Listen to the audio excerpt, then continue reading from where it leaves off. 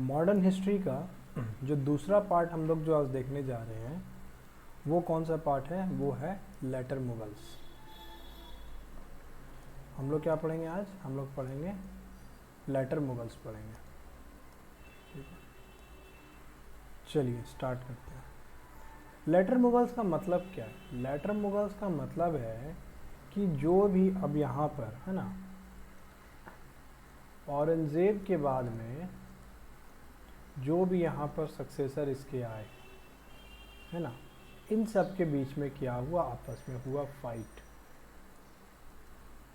ठीक है, और इन फाइट में से जो सक्सेशन का यहाँ पर जो लड़ाई हुआ, वॉर ऑफ सक्सेशन, ठीक है, इन वॉर ऑफ सक्सेशन में से जो इनका बेटा जो वॉर जीता और जिसको मेन गद्दी मिला, वो कौन है? वो है बहादुर शाह वन। ठीक है, इसे 3 अलग अलग नाम से बुलाया जाता है।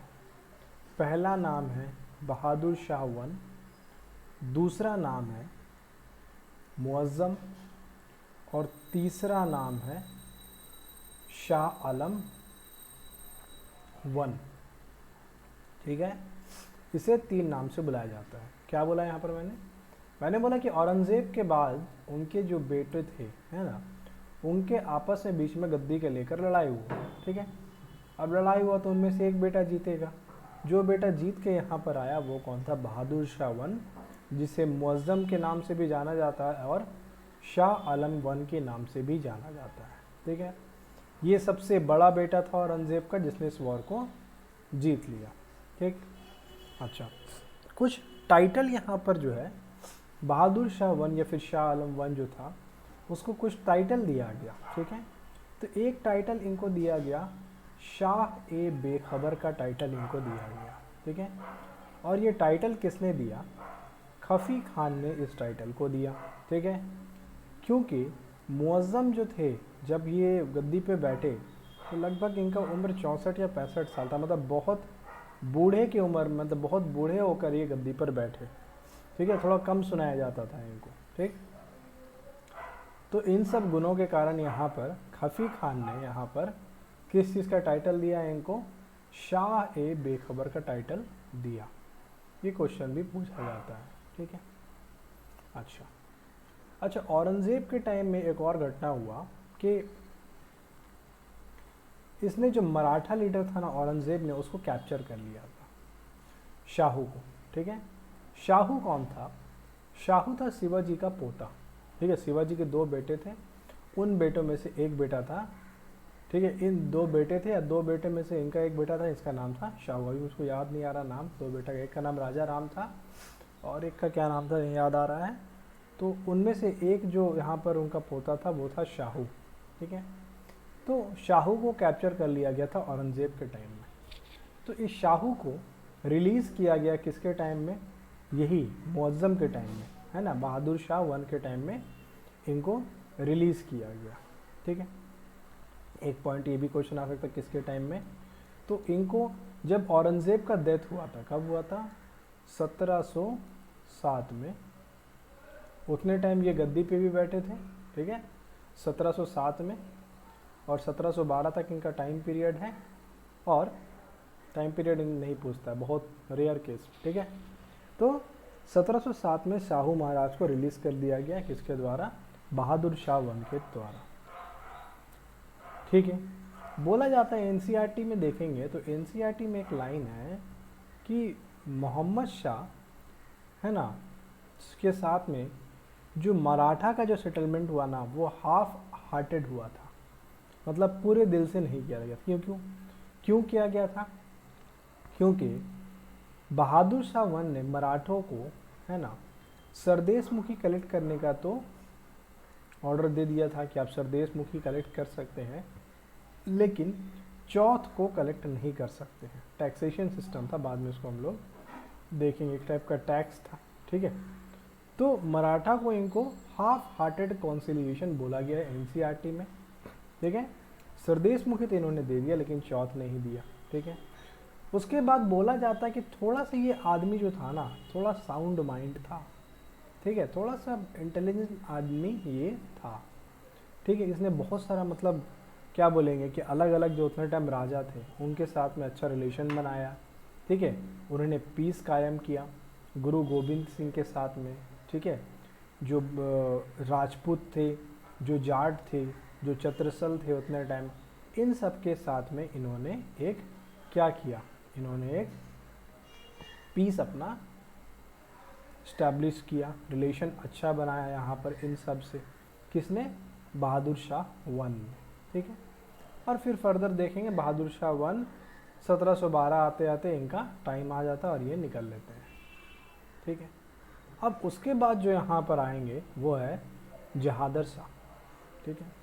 1712 से 1713 टाइम पीरियड इम्पॉर्टेंट नहीं है, ठीक है। क्या इम्पॉर्टेंट है वहाँ स्टार मार्क दे दिया जाएगा। जैसे इनके टाइम में एक इनका नोबल था, ये इम्पॉर्टेंट है, जिसका नाम है जुल्फ़िकार खान, ठीक है।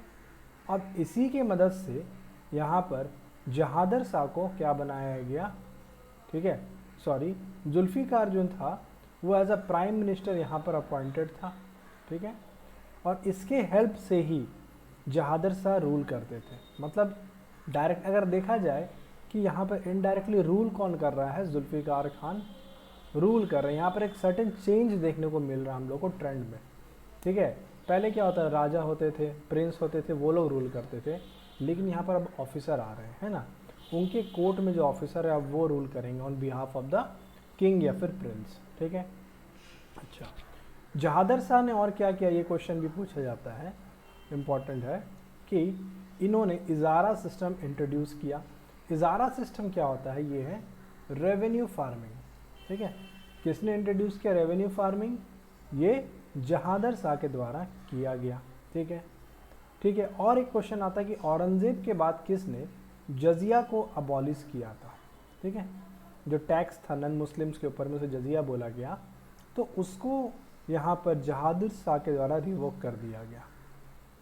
ये भी इम्पॉर्टेंट है, स्टार मार्क है, ठीक है। तो इजारा सिस्टम किसके द्वारा लाया गया? जहादर शाह के द्वारा इजारा सिस्टम लाया गया, पहला इम्पॉर्टेंट, ठीक है। दूसरा, जुल्फ़िकार खान था तो नोबल था, अपॉइंट किया गया था as a prime minister in the court of Jahandar Shah, दूसरा इम्पॉर्टेंट पॉइंट। तीसरा इम्पॉर्टेंट पॉइंट, जजिया को किसने अबॉलिश किया था, यहाँ पर लिख देते हैं क्या, कि आफ्टर औरंगजेब,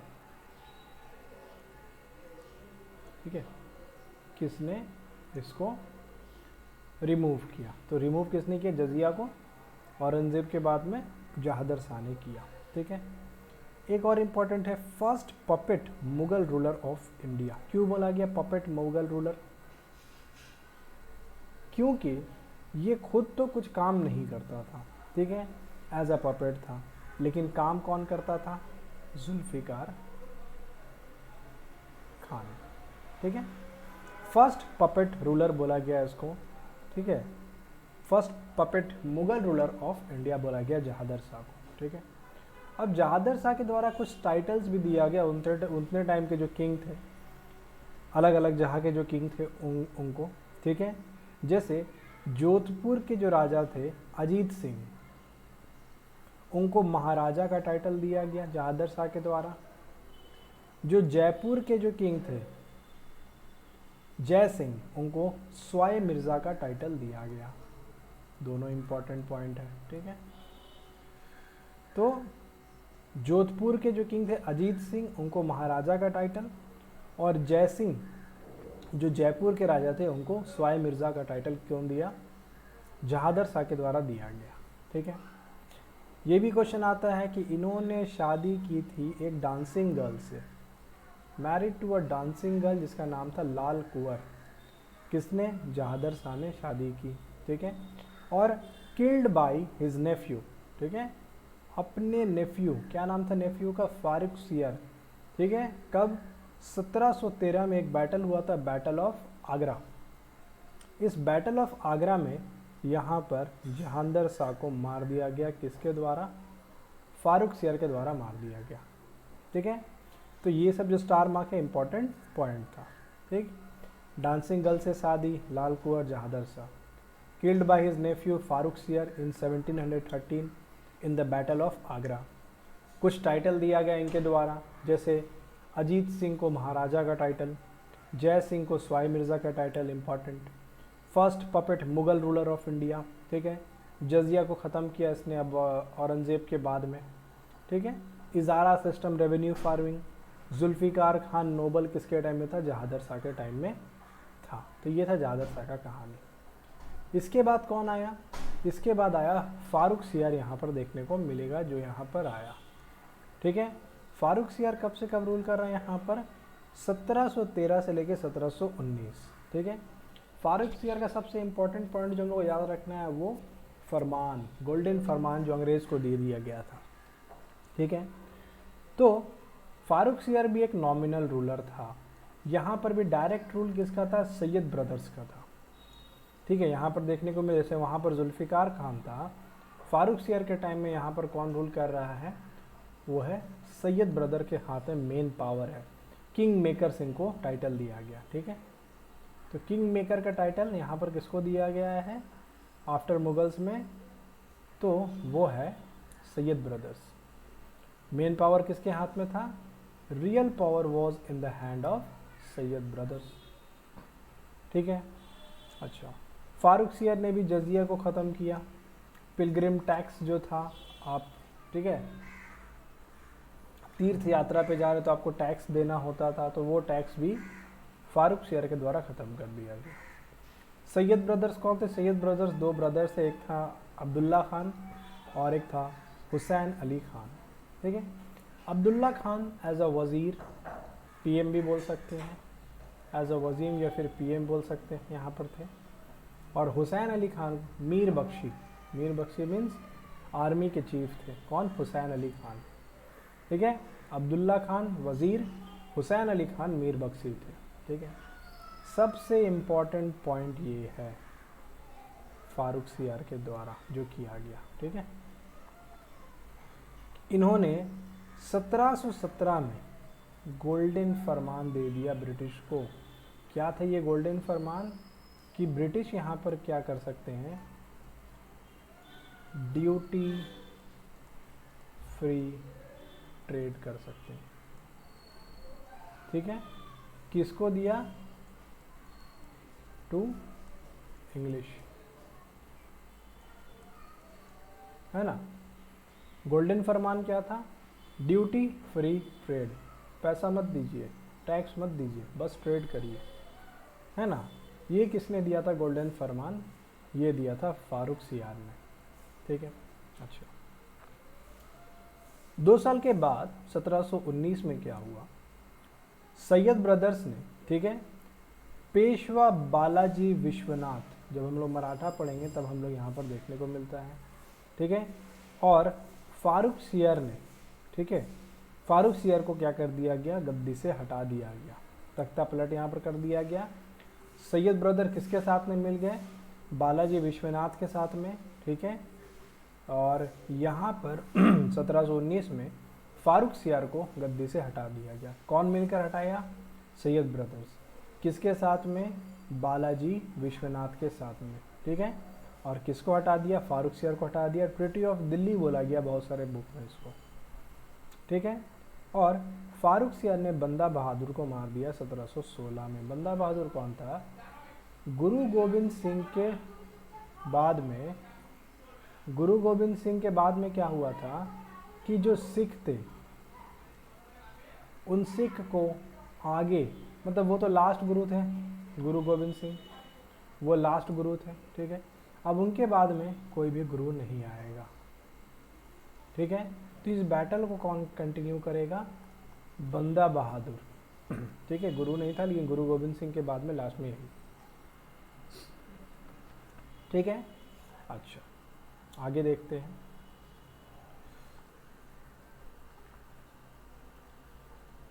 फिर आगे देखेंगे फारूक सियर के बाद में और 2 रूलर आए। रफ़ीउद्दर्जत इम्पॉर्टेंट नहीं है, रफ़ीउद्दौला इम्पॉर्टेंट नहीं है, ठीक है। अच्छा, उसके बाद जो हम लोग को देखना है वो कौन है? मोहम्मद शाह। ये इम्पॉर्टेंट है, इसके बारे में देखना है। मोहम्मद शाह और रोशन अख्तर या फिर मोहम्मद शाह रंगीला का टाइटल इनको दिया गया। ठीक है, इनको भी गद्दी पे कौन बैठा रहे हैं 1719 में? सैयद ब्रदर्स। मतलब सैयद ब्रदर है किंग मेकर, है ना, और किंग मेकर हमेशा किंग से स्ट्रांग होता है। ठीक है, तो सैयद ब्रदर ने क्या किया यहाँ पर? रोशन अख्तर या फिर जिसे रंगीला का टाइटल दिया गया हिस्ट्री में, है ना, मोहम्मद शाह रंगीला, उसको गद्दी पे बैठा दिया। ठीक, अच्छा, अब मोहम्मद शाह क्या कर रहा है यहाँ पर? मोहम्मद शाह हेल्प लेता है निज़ाम उल मुल्क का, चिन क्लिच खान का और मोहम्मद आमीन खान का। ठीक है, पार्टी बना रहा है। कौन पार्टी बना रहा है यहाँ पर? मोहम्मद शाह रंगीला। किसका हेल्प ले रहा है? निज़ाम उल मुल्क का, चिन क्लिच खान का और मोहम्मद आमीन खान। और किसको बाहर निकाल दिया इसने? सैयद ब्रदर्स को गेम से आउट कर दिया।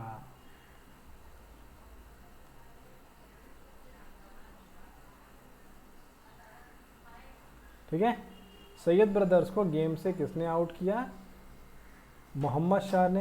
किसके हेल्प से? निज़ाम उल मुल्क, चिन क्लिच खान और मोहम्मद आमीन खान के हेल्प से, गेम से, आमीन खान के मदद से इसने क्या किया कि सैयद ब्रदर्स को गेम से आउट कर दिया।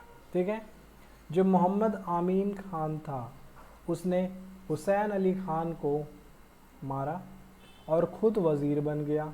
ठीक है, क्या नाम से मोहम्मद आमीन खान वज़ीर बन गया? इत्माद उद दौला।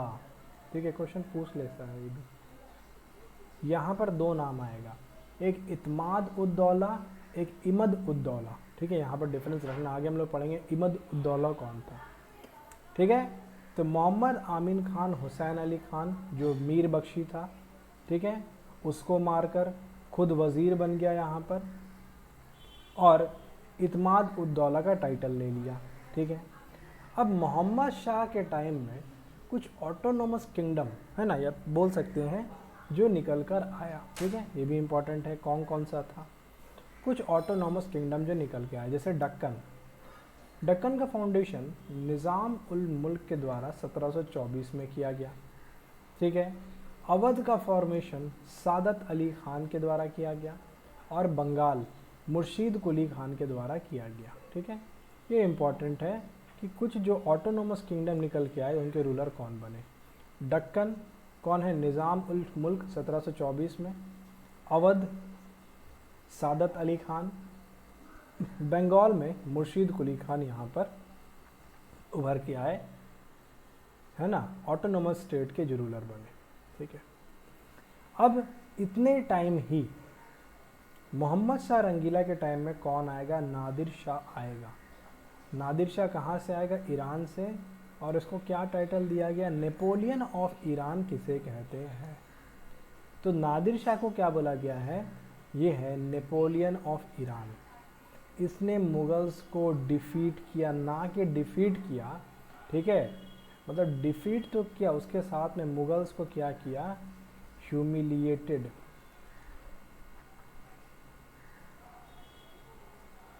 ठीक है, ह्यूमिलिएट भी किया। ठीक है, किसने? नादिर शाह के टाइम में। नादिर शाह ने मोहम्मद शाह के टाइम में इंडिया में अटैक किया। एक बैटल हुआ, कौन सा बैटल था? Battle of Karnal. कब हुआ? 1739 में। और इस बैटल में नादिर शाह ने मुगल्स को सिर्फ हराया नहीं बल्कि ह्यूमिलिएट करके हराया, बहुत बेइज्जती करके हराया। ठीक है, तो नादिर शाह जो था वो दुर्रानी डायनेस्टी से बिलोंग करता था, ईरान का। ठीक है, तो मोहम्मद शाह का टाइम पीरियड लगभग यहाँ पर ख़त्म ही हो रहा, लूटपाट कर लिया गया है। और यहाँ पर जब लूटपाट किया गया तो उतने टाइम लगभग 70 करोड़ का लूटपाट हुआ। ठीक है, उसके बाद कोहिनूर डायमंड ले गया। ठीक है, कोहिनूर ले गया। पीकॉक थ्रोन, ठीक है, पीकॉक थ्रोन ले गया अपने साथ में। तो ये सब चीज़ क्या हुआ? नादिर शाह लेकर चला गया।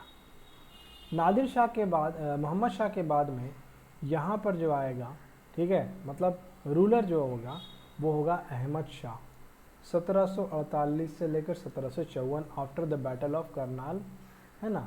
यहाँ पर आफ्टर बैटल नहीं बोल सकते, आफ्टर मोहम्मद शाह यहाँ पर जो रूलर आएगा वो होगा अहमद शाह। 1748 से लेकर 1754 तक इसका रूलिंग होगा, ठीक है। अब इसने क्या किया, ये भी कुछ काम का रूलर नहीं था, इसने अपना जो भी काम काज था वो किसके हाथ में दे दिया, उधम बाई के हाथ में दे दिया, जो इनका एक और भी किस्सा है वो आप लोग खुद से पढ़ लीजिएगा, ठीक है। तो उधम बाई कौन थी, क्वीन मदर किबला ए आलम, इम्पॉर्टेंट नहीं है, ठीक है। उसके बाद में जो रूलर आएगा, थोड़ा इंपॉर्टेंस यहाँ पर देखना है, वो देखना हम लोग आलमगीर टू के बाद में। आलमगीर टू टाइम पीरियड 1754 से लेकर 1759। अब इसके टाइम में अहमद शाह अब्दाली, ठीक है, नादिर शाह के बाद में कौन आया था ईरान से अटैक करने के लिए, अहमद शाह अब्दाली। पानीपत, बैटल ऑफ पानीपत जो हुआ 1762 में, है ना।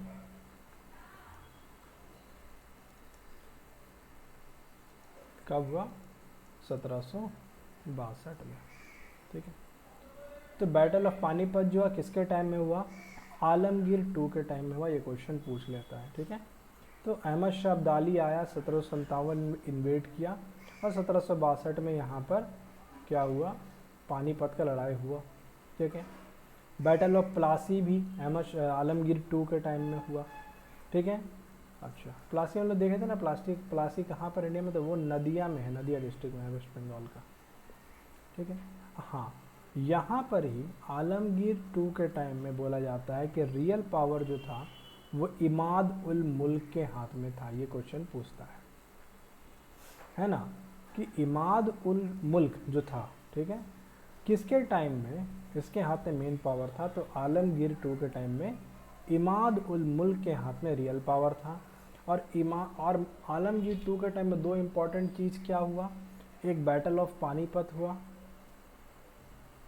1762 में, दूसरा बैटल ऑफ प्लासी हुआ 1757 में, ये आलमगीर टू के टाइम में देखने को मिला। और रियल पावर किसके हाथ में था, इमाद उल मुल्क के हाथ में था आलमगीर टू के टाइम में। ये तीन इंपॉर्टेंट चीज़ हम लोग को यहाँ पर याद रखना है, ठीक है। अच्छा, आलमगीर टू के बाद में आएगा शाह आलम थ्री, नहीं इम्पॉर्टेंट है। उसके बाद में थोड़ा इंपॉर्टेंट जो हम लोग देखना है, शाह आलम टू के बारे में देखना है। शाह आलम वन हम लोग देखे कौन था, वो शाह बेखबर बहादुर शाह वन जो था, मुअज्जम औरंगजेब का बेटा, वो था शाह आलम वन। और यहाँ है शाह आलम टू, शाह आलम सेकंड, ठीक है। इसका टाइम पीरियड इंपॉर्टेंट है। क्यों इंपॉर्टेंट है इसका टाइम पीरियड, सबसे लॉन्गेस्ट टाइम पीरियड जो था, है ना, जो लॉन्गेस्ट यहाँ पर टाइम पीरियड देखने को मिल रहा हम लोग को, तो वो कितना है, 1759 से लेकर 1806 तक इसका रूलिंग था शाह आलम टू का, ठीक है। अच्छा, अब ये एक इम्पॉर्टेंट हम लोग याद रखना है, इसका टेन्योर बहुत लंबा था, सबसे लॉन्गेस्ट टेन्योर था, ठीक। और दो बैटल जो इसके टाइम में लड़ा गया वो भी इम्पॉर्टेंट है, ठीक है। वो कौन सा था, अच्छा सॉरी, यहाँ पर एक चीज़ यहाँ पर गलती हुआ है कि बैटल ऑफ पानीपत जो था वो आलमगीर टू के टाइम में नहीं, वो किसके टाइम में हुआ है, वो होगा शाह आलम टू के टाइम में, ठीक है। इसके टाइम में क्या था कि अहमद शाह अब्दाली क्या था, इन्वेड किया था, है ना।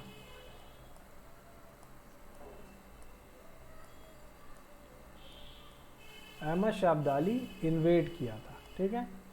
अच्छा, एक मिनट से कलर चेंज कर लेते हैं, ब्लू, ठीक है। हाँ, तो अहमद शाह अब्दाली इन्वेड किया था, लेकिन थर्ड बैटल ऑफ पानीपत जो हुआ था, है ना, वो कब हुआ था यहाँ पर, वो शाह आलम टू के टाइम में हुआ था, थर्ड बैटल ऑफ पानीपत, ठीक है। और एक चीज़ हुआ था शाह आलम टू के टाइम में, बैटल ऑफ बक्सर 1764 में। ये दो इम्पॉर्टेंट चीज़ किसके टाइम में हुआ, शाह आलम टू के टाइम में। थर्ड बैटल ऑफ पानीपत हुआ, बैटल ऑफ बक्सर हुआ, और सबसे लॉन्गेस्ट टेन्योर जो रहा वो किसका रहा, शाह आलम टू का रहा, जो लेटर मुगल्स में हम लोग देख रहे हैं, ठीक है। और इसके टाइम में क्या हुआ, ट्रीटी ऑफ इलाहाबाद भी हुआ, है ना। बैटल ऑफ बक्सर में देखेंगे कि 3 अलग अलग लोग मिलके लड़ेंगे अंग्रेज से अकेले, शाह आलम टू, है ना, और कौन होगा, मीर कासिम, ठीक है, और एक सुजाउद्दौला। तो battle of treaty of Allahabad भी साइन हुआ। ट्रीटी ऑफ इलाहाबाद क्या था, इसमें दीवानी दे दिया गया था ब्रिटिशर्स को। दीवानी का मतलब क्या है, right to collect revenue of Bihar, Bengal, Orissa. अब इनका जो रेवेन्यू कलेक्ट करने का काम किसे हाथ में दे दिया गया था, ब्रिटिश के हाथ में दे दिया गया था। कौन सा ट्रीटी, ट्रीटी ऑफ इलाहाबाद 1765 के द्वारा, ठीक है। अच्छा, तो यहाँ पर जो है शाह आलम टू, इसे अली गौहर के नाम से भी जाना जाता है, ये भी पूछ लेता है प्री के पर्सपेक्टिव से देखेंगे तो अली गौहर किसको नाम दिया गया था, वो दिया गया शाह आलम टू को, ठीक है। एक और है first pensioner of Mughal emperor, ठीक है, पहला ऐसा जो मुग़ल एम्परर था जिसको पेंशन के बेसिस में 26 लाख रुपए का, ठीक है, पर एनम पेंशन इनको दिया जा रहा था ब्रिटिशर्स के द्वारा। तो फर्स्ट जो पेंशनर थे, ठीक है, पेंशनर ऑफ मुग़ल एम्परर, वो कौन थे, शाह आलम टू। ब्रिटिश के द्वारा ये पेंशन इनको दिया जा रहा था, ठीक है। आगे उसके बाद में जो आते हैं वो है अकबर टू। अकबर टू का टाइम पीरियड 1806 से स्टार्ट होता है, ठीक है। इनके लिए अगर देखा जाए तो एक इम्पॉर्टेंट चीज़ है कि इन्होंने राजा राम मोहन रॉय जो थे उनको राजा का टाइटल दिया था, ठीक है, अकबर टू ने दिया था, ठीक। Akbar to give the title of Raja to Ram Mohan Roy, ठीक है। फिर और यहाँ पर बोला जाता है कि 1835 में जो कॉइन्स था किसके नाम पे, मुगल्स एम्पायर के नाम में, वो सब रोक दिया गया था। अच्छा, फिर अकबर टू ने ही राजा राम मोहन रॉय को इंग्लैंड भेजा था। He sent Raja Ram Mohan Roy to England, ठीक है। अच्छा, तीसरा, first Mughal appointed by Britishers, ठीक है। अब ब्रिटिश अपॉइंट कर रहे हैं कि आप राजा, ठीक है। तो फर्स्ट मुगल जिसको ब्रिटिश के द्वारा अपॉइंट किया गया, अकबर टू, ठीक। उसके बाद जो यहाँ पर लास्ट जो है वो कौन है, बहादुर शाह सेकंड, ठीक है। बहादुर शाह सेकंड के बारे में देखेंगे तो लास्ट मुगल एम्परर है। बहादुर शाह जफर के नाम से भी इनको जाना जाता है, बहादुर शाह जफर, बहादुर शाह सेकंड, ठीक है। इनका इम्पॉर्टेंट क्या है कि लास्ट मुगल रूलर थे। दूसरा, इन्होंने रिवोल्ट ऑफ 1857 में पार्ट लिया था और लीडर बना दिया गया था इनको, ठीक है। इनको क्या बना दिया गया था, लीडर ऑफ रिवोल्ट। झूठ मूठ का एक बूढ़ा आदमी को क्या बना दिया गया, लीडर ऑफ द रिवोल्ट, सिर्फ नाम के लिए बना दिया गया, ठीक है। किसको, बहादुर शाह जफर को, ठीक है। बाद में अंग्रेज के द्वारा इनको कैप्चर कर लिया गया और रंगून भेज दिया गया। रंगून कहाँ, म्यांमार वाला एरिया में रंगून भेज दिया गया, ठीक है। और उसके बाद देखेंगे शायद 1862 में इनका डेथ हो गया था और 1 नवंबर 1858 से क्या हुआ, क्वीन विक्टोरिया का डिक्लेरेशन आ गया ब्रिटिश रूल का, ठीक है। डिक्लेरेशन कब आया था, तो नवंबर 1 1858 से डिक्लेरेशन आ गया क्वीन विक्टोरिया का। तो लेटर मुगल्स का यहाँ पर हो गया एंड। लेटर मुगल्स में लिखे, मुगल्स का पूरे तरीका से हम लोग बोलेंगे कि एंड हो गया, ठीक है। मुगल्स का क्या हो गया यहाँ पर,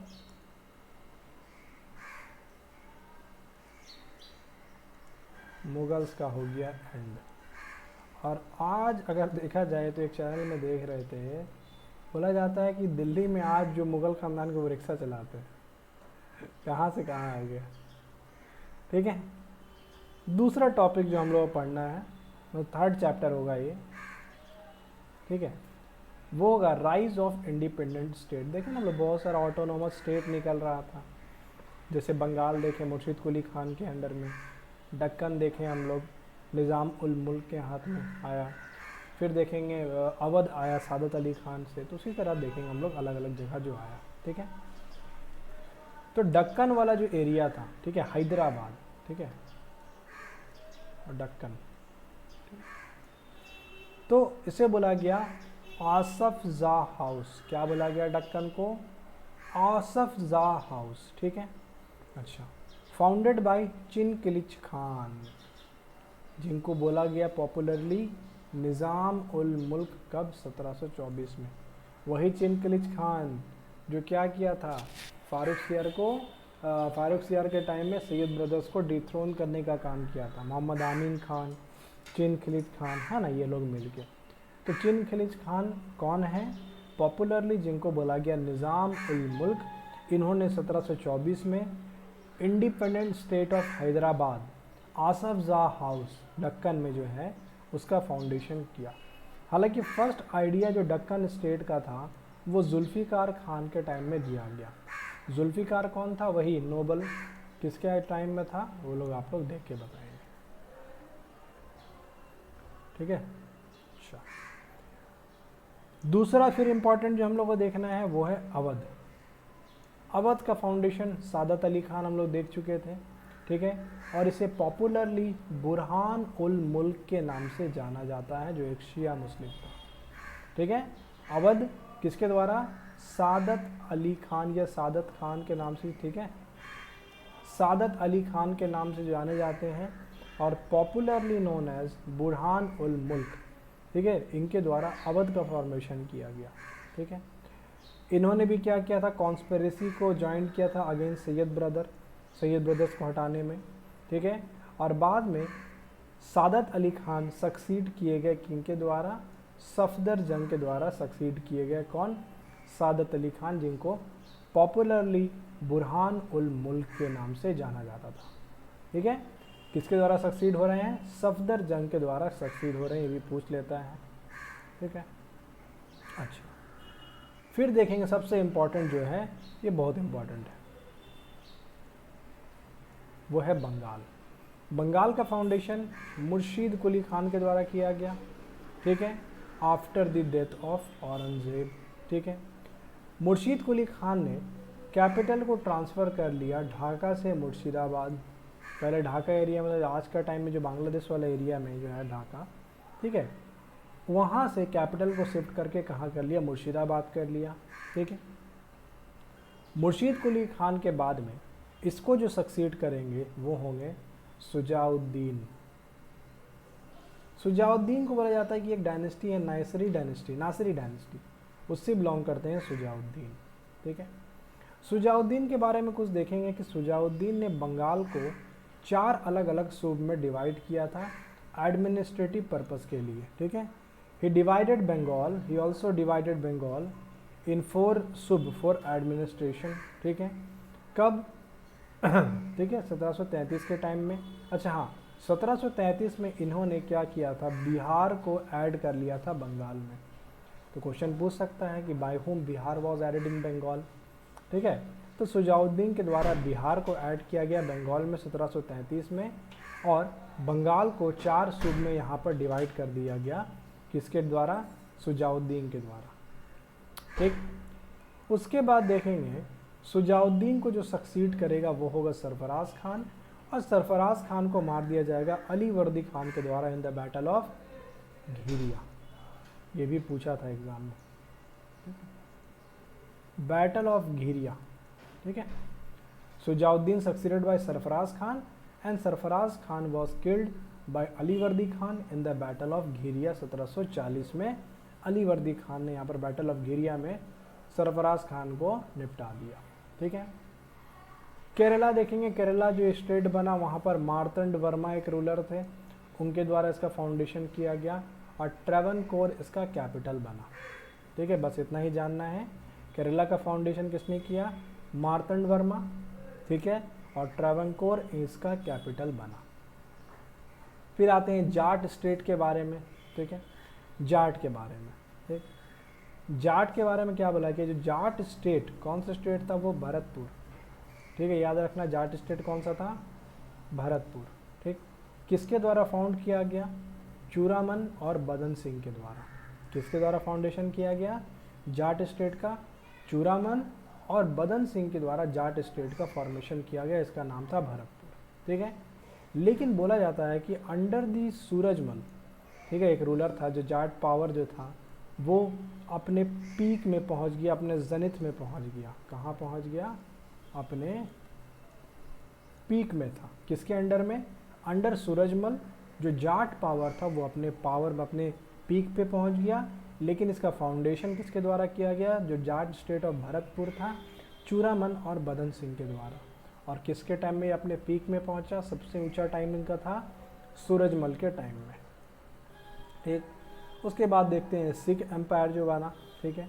सिख में देखेंगे, हम लोग से पढ़े थे ना, गुरु गोविंद सिंह ने क्या किया था, जो सिख थे उनको ट्रांसफॉर्म कर दिया था एक मिलिटेंट सेक्ट में, ठीक है। और ये लास्ट सिख गुरु थे।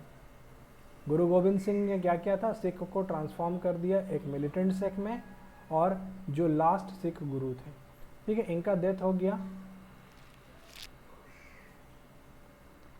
तो इनके डेथ के बाद में बंदा बहादुर ने कैरी किया बैटल अगेंस्ट दी मुगल।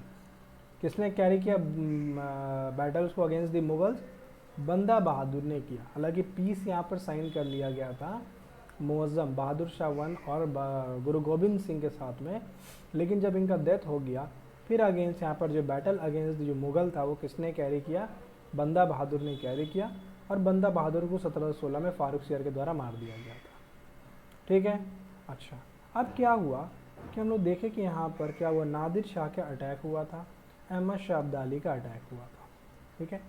तो इन सब अटैक के बाद में सिख को चांस मिला कि अपने आप को ऑर्गेनाइज करे और फिर से पावर में आए।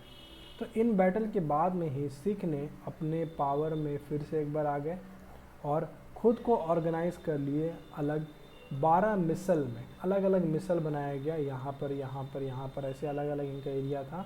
इस टाइप के 12 मिसल बनाए गए, ठीक है। 12 अलग अलग मिसल बनाए गए और इन सब का जो क्रेडिट जाता है कि सिख को एक स्ट्रॉन्ग किंगडम ऑफ पंजाब बनाने का, वो क्रेडिट जाता है रंजीत सिंह को, जो एक सुकर चक्किया मिसल के लीडर थे, ठीक है। अब इन मिसल में से एक मिसल था, इनके मान लेते हैं वो लीडर कौन बने? रंजीत सिंह, ठीक है। और रंजीत सिंह ने ही जो स्ट्रॉन्ग किंगडम ऑफ पंजाब था उसको बनाने का क्रेडिट इन्हीं को जाता है, जो लीडर थे सुकर चक्किया मिसल के, ठीक है। लास्ट जो देखना है वो है रोहेलखंड और फर्रुखाबाद, ठीक है। अली मोहम्मद खान का जो मतलब जो थे अफ़गानी थे, ठीक है। और अली मोहम्मद खान के टाइम में ही रोहेलखंड अपने आप एग्जिस्टेंस में आया, ठीक है। रोहेलखंड का लीडर अली मोहम्मद खान जो अफ़गानी था, और मोहम्मद खान बंगस जो एरिया अराउंड दिल्ली है ना, फर्रुखाबाद जो जगह था, उसका फाउंडेशन मोहम्मद खान बंगस के द्वारा किया गया, ठीक है। और ये कब हुआ? फारूक शियार और मोहम्मद शाह रंगीला के टाइम में ये सब देखने को मिला, ठीक है। अली मोहम्मद खान कौन से एरिया? रोहेलखंड, और मोहम्मद खान बंगस, ठीक है, मोहम्मद खान बंगस फर्रुखाबाद। तो ये क्या था? राइज ऑफ इंडिपेंडेंट स्टेट, ठीक है। तो आज 2 टॉपिक हम लोग पढ़े, लेटर मुगल्स और राइज ऑफ इंडिपेंडेंट स्टेट, ठीक है। अगर अच्छा लगे तभी, ठीक है, ऐसा नहीं कि ज़बरदस्ती है, अगर अच्छा लगे तभी इसको शेयर करना, बस। अच्छा नहीं लगे मत करना, ठीक है। तो ये हुआ आज का लेक्चर यहाँ पर ख़त्म।